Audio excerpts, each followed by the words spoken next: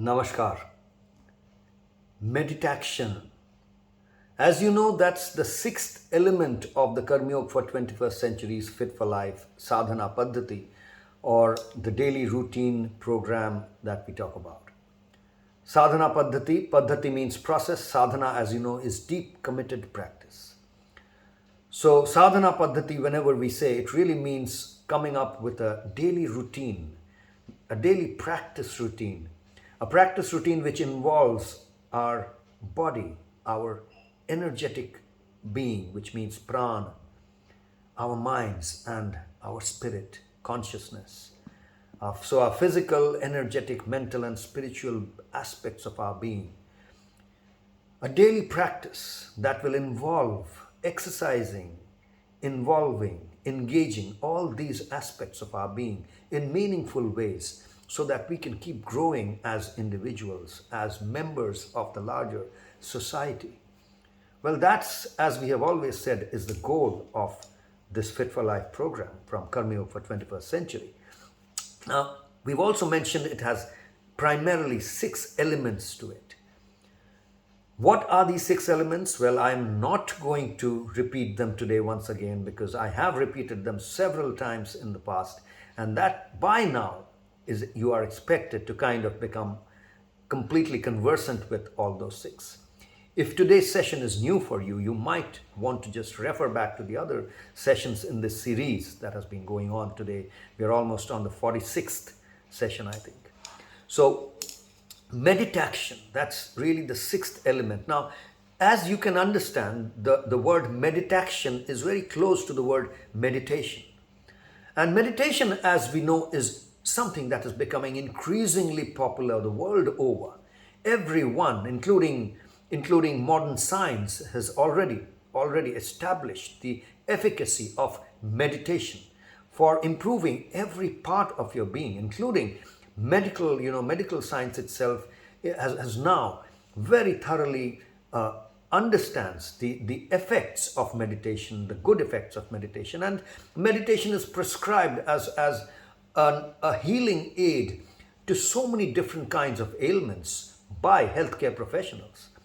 So more and more meditation is becoming widely accepted, popular, but especially in a country like India where we have grown up, I have seen personally that the Indian term for meditation, which is called dhyana, is a very common term. It wasn't even part of any special study or special program or special thing that you had to learn. We were just expected, not rationally, not, I wouldn't say the expectation was founded on something solid for most of the people who were expecting this from us. But as we were growing up, all our elders, whether it be our parents, whether it be our teachers, our instructors, teachers and instructors in the academic field or the non-academic field, wherever we would be interacting with our elders, we would hear the term dhyana being used all the time. Absolutely as, colloquial language. How would it be used? No matter what we were trying to do, if we were trying to study something, if we were sitting with our books and trying to do academics, or we were trying to play the tabla or the guitar or sing a song or really do any kind of work, anything at all. If our parents or our elders or teachers found that we were kind of unmindful of what we were doing, we were not being able to focus, or we were just drifted, we had drifted somewhere away, they would immediately, hey, kya kar raha hai? Dhyan lagao. This dhyan lagao is the term in India, is actually a Hindi term, but it draws itself from Sanskrit, so it's there prevalent in many Indian languages. Dhyan lagao is, hey, meditate. Hey, Instead of saying, hey, what is happening? Why aren't you paying attention and all that? The term is, hey, meditate. Meditate would mean meditate on that piece of work job that you're doing. Dhyan lagana was not that you would have to go and sit in Padmasana and start counting your breaths and count till your mind didn't go somewhere else and all that. It's for not that. It didn't mean getting into some practice like that. The term dhyan, which really translates itself to meditation in English, was used all the time, connected with almost everything that we would do. So that is how ubiquitous that term was and continues to be.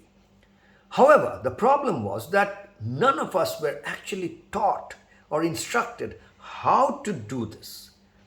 So as a child, I had no clue when someone said, hey, meditate, which wouldn't use the term meditate because that's an English term, but they would say, hey, dhyan lagao. Come on, what's happening? Why aren't you paying attention? Dhyan lagao. Means what? Why aren't you paying attention? Meditate. We would have no clue what it actually meant. It was just part of the lore, everyday, language, common language. But it was so obvious. It was so there all the time around us that it took us years and years to figure out that it was so important to really understand the techniques of how to do it. So of course there is a technique. Of course the techniques had got kind of obsolete from the modern education system, even in India. So we didn't know the proper technique of doing this. I'm sure at earlier times when we had the Gurukula system of education, the techniques of meditation was very much part of the fundamental stuff that you learned, just like you learned your handwriting or you learned your languages, your grammar, just like that you would have, or your basic math, just like that. Meditation techniques were part of the basic fundamental education system. Unfortunately, that had just been whisked out or they had become obsolete from the modern education system. But the terminology remained. The tradition kind of remained in the common language, but the actual techniques had got obsolete. So it was much later than when we really had to deeply study this, when I was formulating this whole Karma Yoga for 21st Century's Fit for Life program, that I really went deep into the understanding of Ashtanga Yoga, which is connected with Maharshi Patanjali, who really documented the yogic principles into the eightfold path. So it's not really called the eightfold path in that sense. It's really called Ashtanga. Ashta means eight, Anga means elements or sections. So these 8 sections, those of you already know about it, might already know, but many people do not probably are totally aware of all these 8. But if you notice what they are talking about, the 8 steps start with yam and niyam, which really means do's and don'ts. Stuff that you are supposed to do and stuff that you are not supposed to do. Keep away from. So those are yam and niyam. Those are the first 2 steps. And then comes asana. And then comes pranayama. So asana is something with which modern Western yoga is very well connected. Whenever Westerners talk about yoga, the one thing that they recognize are the postures. And now more and more the pranayam, which is breath work, is also coming into the Western thinking also. So world over, when people talk about yoga, they do understand these 2, the asana especially, postures, and now breath work, which is pranayam. So asana or postures is not something that you have to do when you're doing yoga.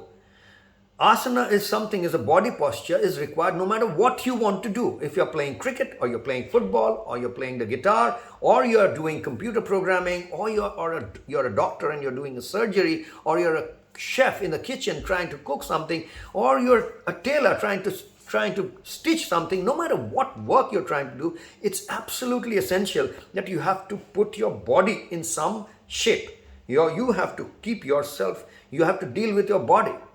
And if the posture is incorrect, you realize that after a while you become uncomfortable. So you have to be comfortable, you have to be easy with your body. So that bodily ease is really what we mean by posture. Sthiram Sukham Asanam is how Patanjali Maharishi describes it, which is a body posture in which you are easy and comfortable no matter what you're trying to do. So getting yourself easy and comfortable in this body is posture. As you can understand, it's required no matter what work you want to do. It's not got to do with specific yoga practices. Now comes pranayam, breath work. We are breathing all the time. Can we imagine life without breathing? Well, the time if you hold your breath, that's also kumbhak. Kumbhak means the breathing itself is broken into 3 parts. Inhale, hold and exhale, which means Purak, Kumbhak and Rechak.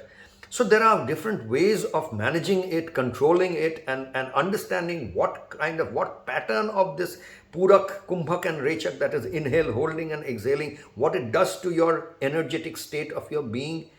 And so different work that you want to do requires different application of energy. If you're pulling a heavy thing, you would say, "Hiya, come on, pull it. Hiya." So that's a different kind of breathing routine. If you're trying to do programming, computer programming, your breathing is happening in a different way. If you're stretching yourself to pick something out from somebody, that is a type of breathing. If you're in the shower, suddenly you get the cold water, you say, "Ooh." So that's a different type of breathing to react, to respond to that sudden change of temperature. So we see that breathing is absolutely a part of our lives, no matter what we are trying to do, what work we are trying to do. It's not just a separate exercise in itself, that you sit yourself in Padmasana and then control your breathing in a certain manner, and that is pranayama. It's not that. I mean, well, that is the way you practice. You gain mastery over it, but you actually apply it all the time whenever you are doing anything. So it's part of your work life, your active life, the actions that you do. So then comes, so these are the first four sections. Then in Ashtanga you have Pratyahar. This is withdrawal of the senses. Now, of course, anything that you're trying to do, if your mind is out there somewhere, you're trying to do your computer programming, or you're trying to plan the strategy of your company as a great business strategist, and instead of that, your mind is going out to some relative or some near and dear one who may be hospitalized, who's going through a tough problem, or you are thinking about something else. This mind is somewhere else. You cannot do that work, cannot succeed in the work that you have taken up. Your project or your small piece of work, your task or your to-do item will succeed only if you can withdraw your senses from wherever they are and focus on this. So that is pratyahar. And then dharana. Once you have withdrawn, then you have to ensure that the mind again doesn't go back here and there. So how do you ensure that your mind is held onto that? That's dharana. And there are techniques like mantra chanting is a technique for dharana. Mala, we see people counting the beads of a garland. That's a technique of dharana, of Ashtanga. So these are techniques that are employed in order to ensure that your mind doesn't fluctuate and go away once again out of the work that you are doing. So as you can see, these are all connected with the job at hand. And then once your mind is focused, after a while you have attained pratyahar, you have attained dharana, you see that the mind is not going away automatically, effortlessly. The mind is there on the job at hand, the work that you're doing. And that is when we are saying that you have attained dhyana. Dhyana lag gaya hai, or you have attained meditation. Meditation is not something you do. It's something that you attain. It happens if you follow certain processes. And the processes are the Ashtanga processes. And the final, these bring you to the seventh element. And then the final element is samadhi, which really means that you are one with the job that you're doing. You and the job are not different. The bat and the ball and if you're playing baseball, then your bat and the ball, or you're doing a computer programming, your computer, your software, your screen, everything becomes one. You cannot really distinguish between the two. You and your work is one. That's why we say work is worship. You really have got into it. Sometimes people use terms like you're in the zone, they say. And that's when there's a flow, they say. These are modern terms that are used even in modern peak performance psychology. You're in the zone. Someone is playing the guitar, is in the zone, is playing an athlete, is in the zone. So that these are all terms which mean exactly the same thing as samadhi, what samadhi means in Ashtanga Yoga tradition. So we can understand that what we are talking about here is something that relates to action and work. It's not something that you do separately. And that's why in the Karma Yoga for 21st Century Fit for Life program, we talk about MeditAction. So every day, as part of the daily routine of your daily practice, you need to chalk out a certain amount of time. And that time could be 15 minutes, could be half an hour. My suggestion is about half an hour, at least 15 to 20 minutes. But this time should be fixed. It shouldn't be like any time of the day. Today it's at 2 p.m., tomorrow it's at 4 p.m., whenever you have time. No, then it's not MeditAction. You take up an action, anything that you need to do, you want to do. It could be gardening, it could be computer programming, it could be stitching, it could be cooking, it could be walking, it could be jogging, whatever you want to do. You take something up and fix a time for it. Do that activity in that time in a prescribed format that you design. It need not be sitting in Padmasana. It need not be static in one place. You could be walking, you could be jogging, there could be movement in it, but it should be predetermined. If you are walking, if it involves movement, it should be predetermined. It shouldn't be walking here today and there tomorrow. Do that every day, and when you're doing, ensure that you're not on the phone, you're not talking to others. If possible, do it completely silent with yourself, or if you're doing it together, involve mantras. Mantras means it need not be a mantra from the Vedas or the Upanishads or the Bible or the Quran. It could be, there's nothing wrong. Absolutely, you can take mantras from there and include it, mantras which are relevant for the work that you're doing. Or you could just create mantras, which are really affirmations, chants, stuff that you, words that you chant, that are relevant to that piece of job that you're doing, piece of work that you're doing, and bring those in and do it in a meditative manner, so that you can attain meditation as for the job at hand. So that's really what MeditAction is, friends. I hope you'll be able to incorporate these later on when we have more time. I will also explain how exactly, examples of meditation practices that we have followed, I have personally followed in my life, and we follow today, even today, as part of the Karma Yoga Ashram. But more so on other days. We are already running out of time today. Thanks a lot for listening in, friends. Take it easy and take care. Namaskar.